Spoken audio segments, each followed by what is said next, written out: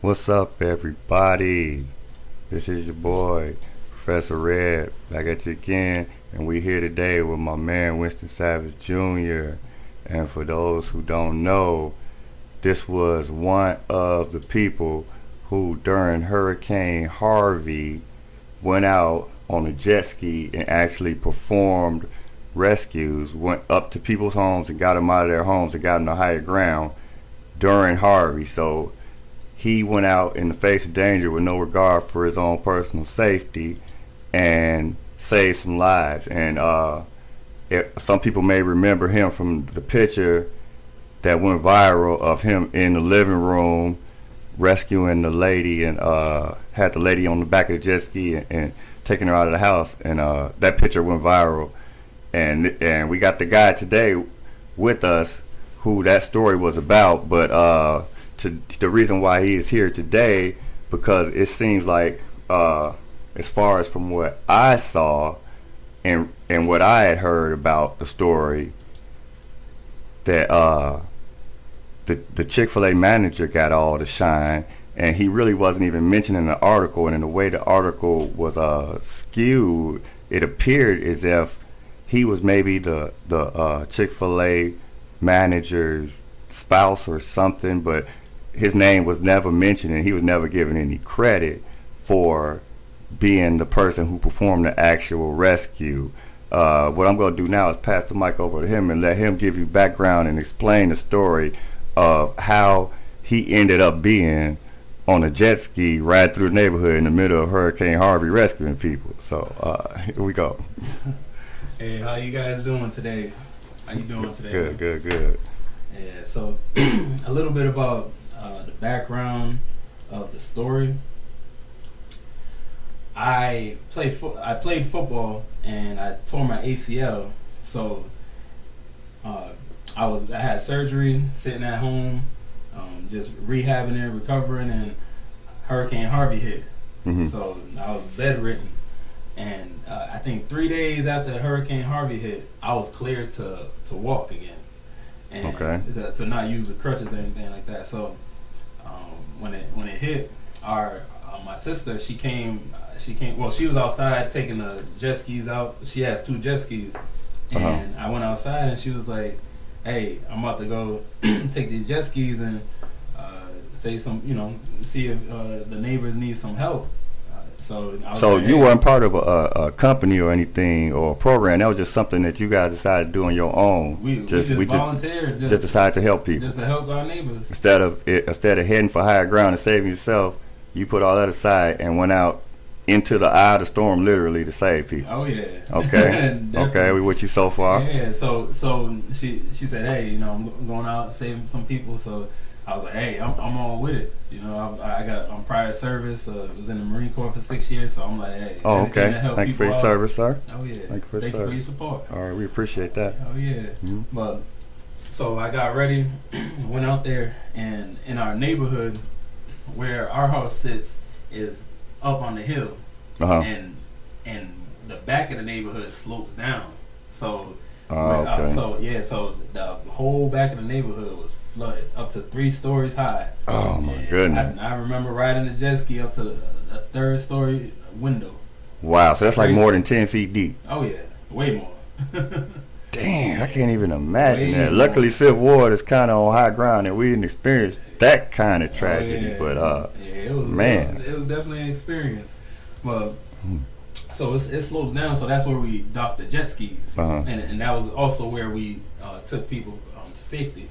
That was kind of like the beachhead. Yeah. Kind of like the shore, right? The concrete shore. Right.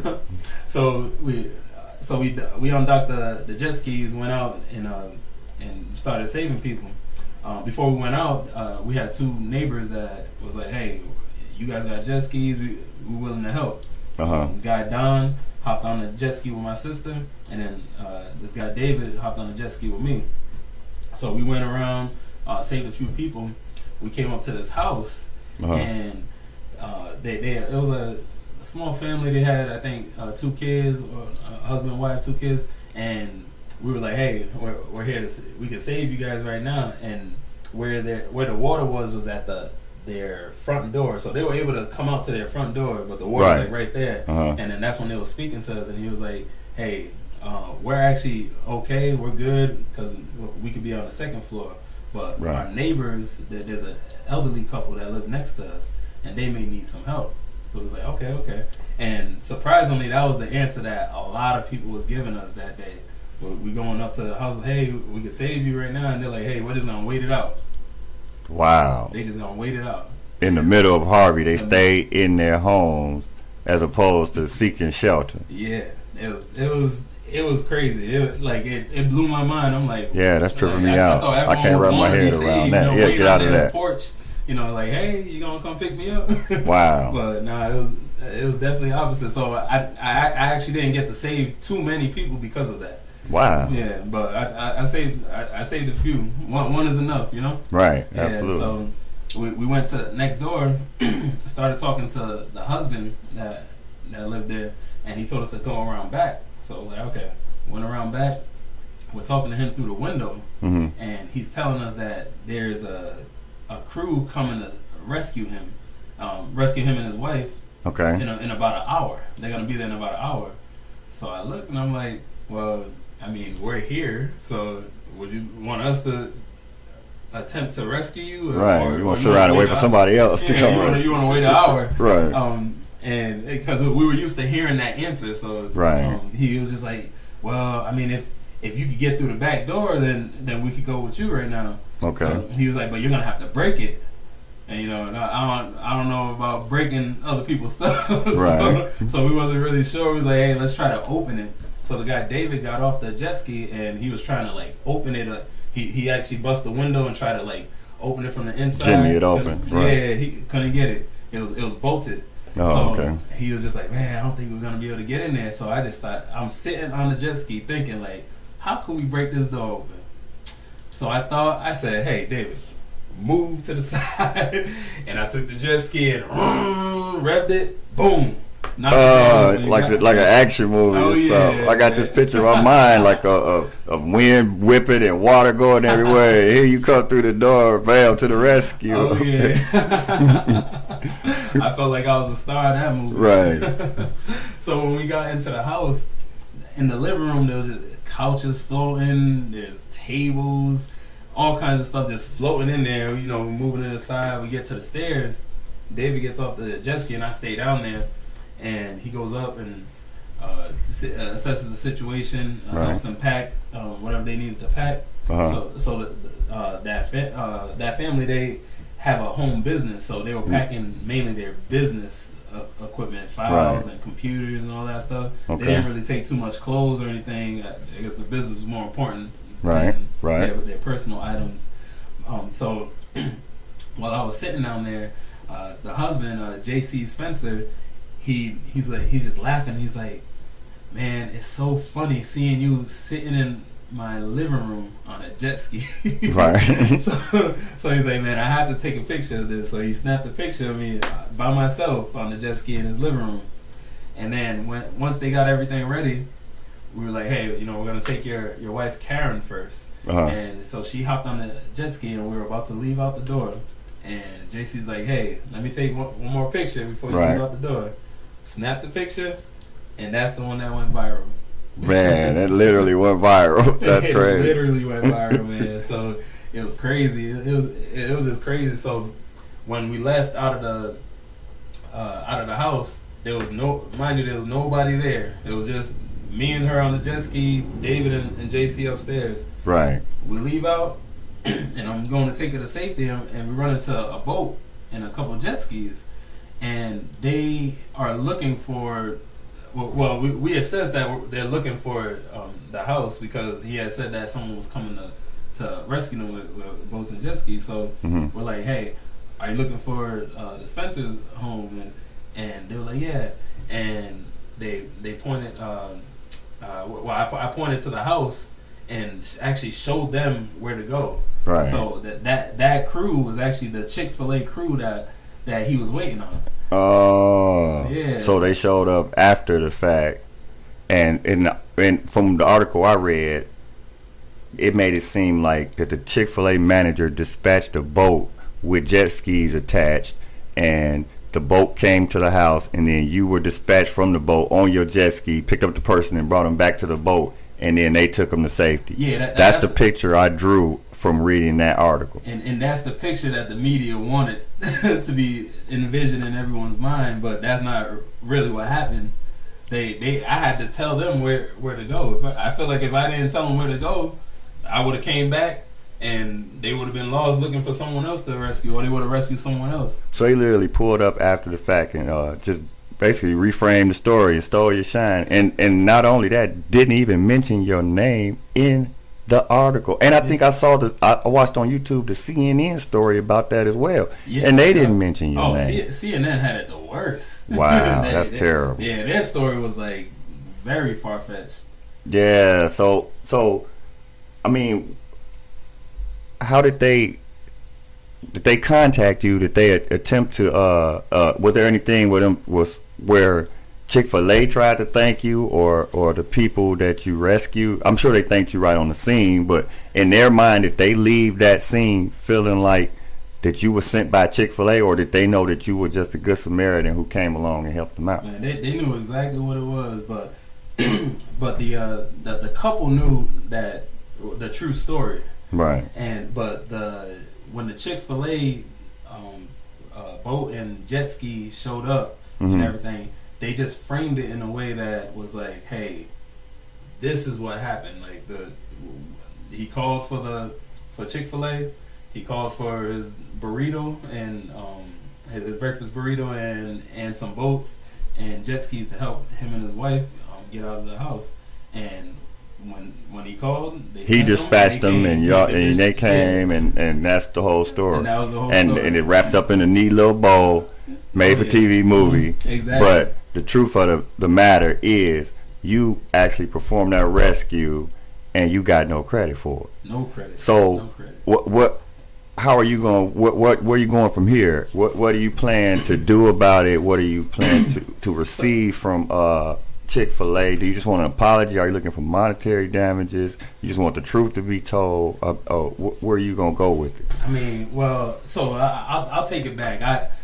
I want to say I didn't get any credit for it. As far as Chick-fil-A goes, they try to take all the credit. Right. But before we start, let me just say, I'm sure that the reason you here is not just trying to big up yourself and get credit. You just want the truth to be told. When you jumped on that jet ski that day, your intention wasn't to be on TV or make the big time. You were going out with intending to save lives, which you did. And that's exactly what it was. Right. Okay. Yeah, like I told you, it was just like, hey, we're gonna go save some people in the neighborhood. They're our neighbors. Let's go. Right.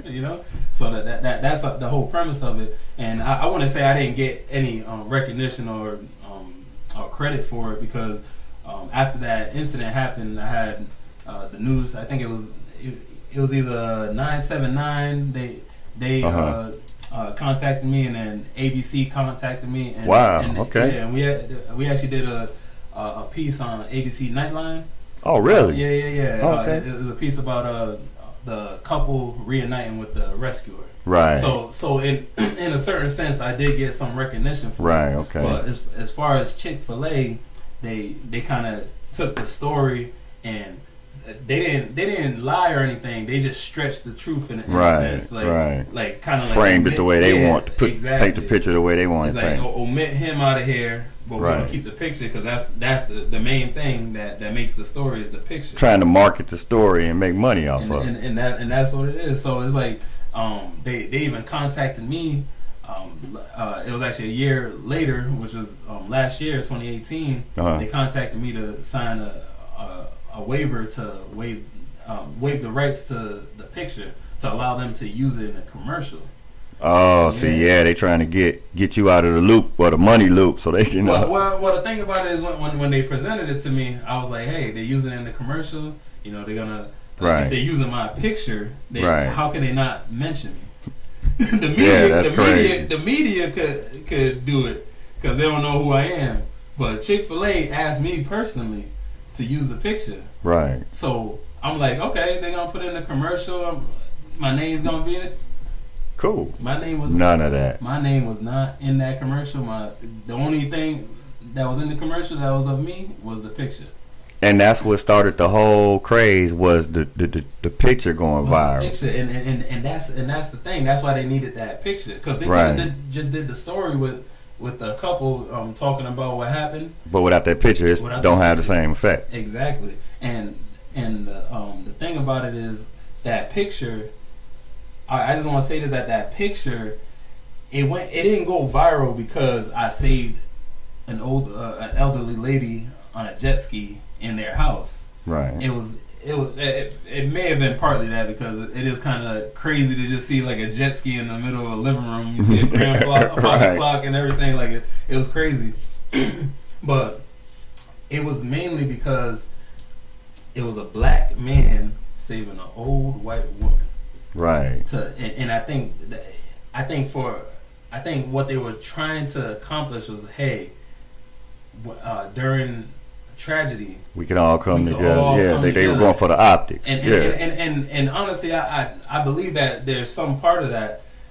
But the thing about it is, it shouldn't be about a black person saving a white person, or a Hispanic saving an Asian person. Like, it shouldn't be about that. It should be about a human being looking out for their own. Right. Exactly. When wolves in a pack, they look out for their own. Right. Gorillas in the jungle, they look out for their own. So why do we have to put a race or a color onto a human being helping another human being? That's the only thing I didn't really like. Right, and that was a further thing from your mind when you went in and did that rescue, I'm sure. Yeah, you rescued another human. I wasn't like, oh, she old and white? Oh yeah, let me go say. Yeah, let me drive past and go to the next house. Yeah, exactly. No, it wasn't like that at all. That's the whole thing about it, man.